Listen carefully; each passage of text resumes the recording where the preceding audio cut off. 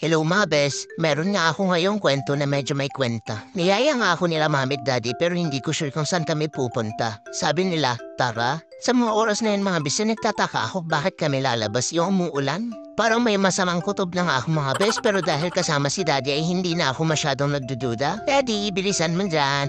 At ito na nga mga bes at kinakabahan ulit ako. Paano ba naman kasi? Mukhang hindi naman kami pupunta ng SM. Hindi naman kasi kami nagte-tricy kapag pupunta kami ng SM. Kita nyo nga ang lakas ng ulan sa labas mga bes at ang lakas ng turbulence dito sa Tricy. At ayun na nga tumigil kami sa Mayvet mga bes. Mga taksil. Pero nasa akin pa rin ang huling halakak dahil wala daw si Doc. Haha. Umuwi na ulit kami at pinakain na po ni mami ko ng nilagang kalabasa o kurat-atay.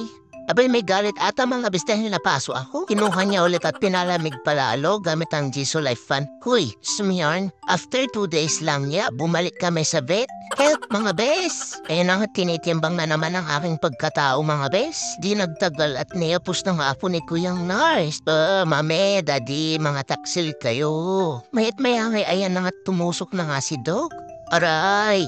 Aray! Nakaka-bad trip pa si mami ko. Sabi very good. Very good your face. Umuwi na nga kami mga best. Wala akong napara kundi sama ng loob. And that's it for my kwento mga best. Ingat kayo lagi and spread positivity.